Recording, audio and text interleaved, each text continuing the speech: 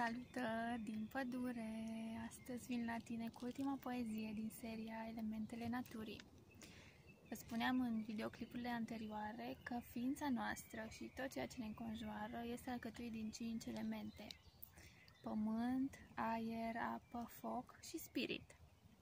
Iar astăzi vreau să vă citesc poezia Spirit din cartea Pășește în lumină, pe care am creat-o. Spirit, lumină, esență divină, ne călăuzești toți pașii și asculți intuiția pentru a urma ghidarea ta.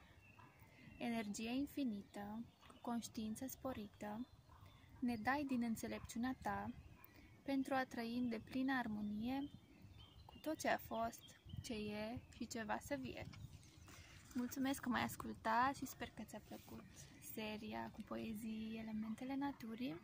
Iar dacă nu le-ai ascultat pe celelalte, te invit să o faci ascultând videoclipurile postate anterior. Vă spuneam că cartea are și desene și picturi pe lângă poezii și vreau să vă arăt fiecare desen aferent fiecărui element. Spirit,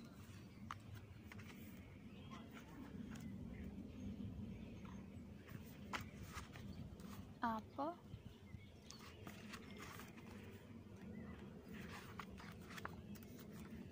foc,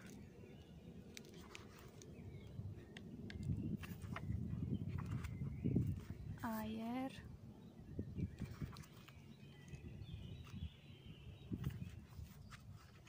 și pământ. Mulțumesc că ai fost alături de mine în această miniserie de videoclipuri cu poezii.